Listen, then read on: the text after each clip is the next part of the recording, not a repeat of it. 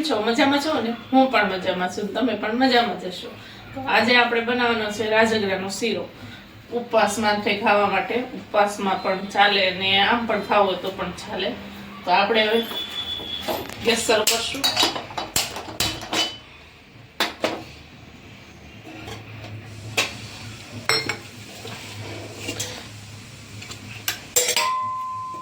Gas ચાલુ કરીને આપણે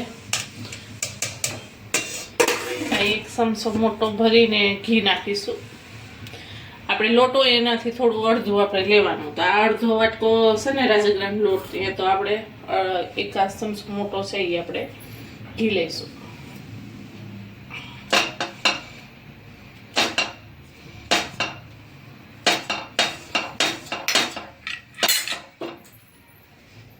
આપણું ઘી ગરમ થાય છે ત્યાં સુધીમાં બાજુમાં આપણે તપેલીમાં ગરમ પાણી મૂકવું. આ નાની 2 વાટકી પાણી લેવાનું છે, આપણે ગરમ કરવાનું છે. તમારે જો ઢીલો રાખવો હોય તો વધારે થોડું પાણી લેવાનું, 2.5 વાટકી લેવાનું, નકર 2. આપણે 2 વાટકી પાણી ગરમ કરવા રાખી દીધું છે. ને આ છે રાજગરાનો લોટ. જો તમારી પાસે આખો રાજગરો હોય ને તો એને મિક્સરમાં દળી લેવાનો.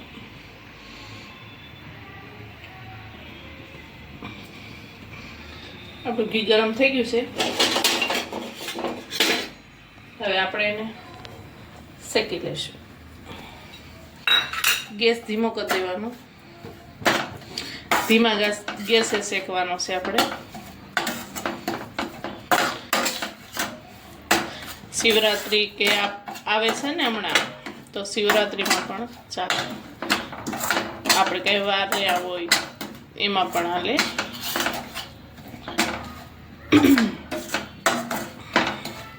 આપણે હવે એને ધીમા ગેસે આપણે એને થવા દઈશું, શેકાવા દેવાનો છે. આપણો રાજગરો શેકાઈ ગયો છે. જો બધું ઘી પણ છૂટું થઈ ગયું છે. હવે આપણે ધીમે ધીમે કરીને આપણું પાણી પણ ગરમ થઈ ગયું છે. બંધ કરી દઈશું ને ધીમે ધીમે કરીને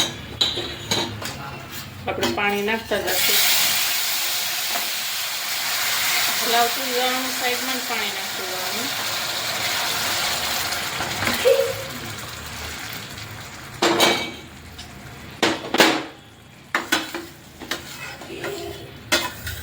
જો તમને ઢીલો ભાવતો હોય તો તમે વધારે થોડું પાણી નાખી શકો છો.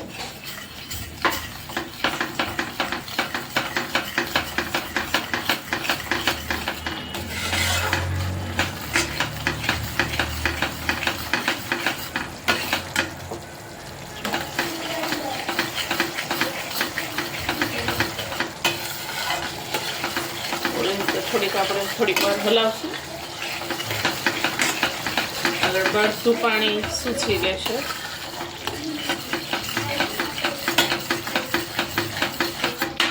અમારા ઘરે તો આવી રીતનો શીરો બને છે. તમારી ઘરે કેવી રીતને બને કમેન્ટમાં કહેજો, કમેન્ટ કરજો તમે કેવી રીતે બનાવો છો. થઈ ગયો ને ઠીક એકદમ.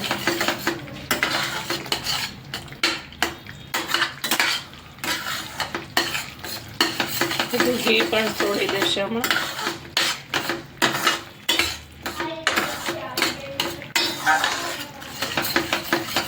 હવે જે આપણે ખાંડ લીધી છે ને ખાંડ નાખી દઈશું. આપણે જે લોટ લીધો હોય ને એનાથી અડધી આપણે ખાંડ લેવાની છે. લોટથી અડધી, નકર બહુ ગળ્યો થઈ જશે.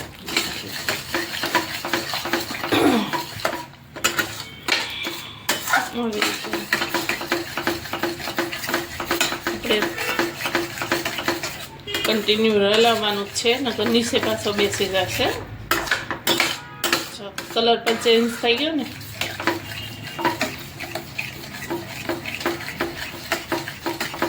આપણે આવી રીતે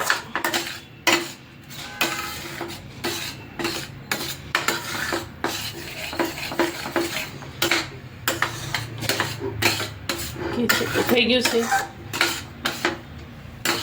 થોડીક વાર આપણે ગેસ ફૂલ કરશું.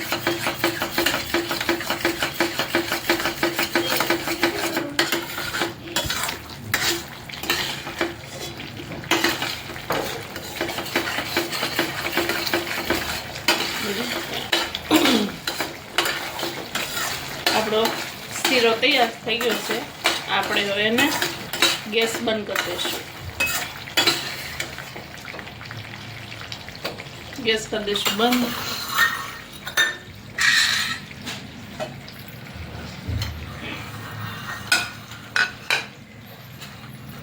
ફટાફટ થઈ જાય છે ને કાંઈ વાર પણ નથી લાગતી. આપણે ઉપવાસમાં જો આ ખાઈ તો આપણને પછી પાછી તરત ભૂખે નથી લાગતી ને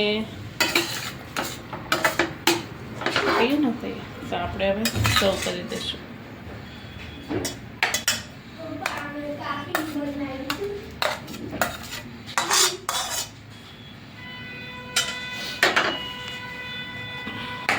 તૈયાર છે રાજગરાનો શીરો.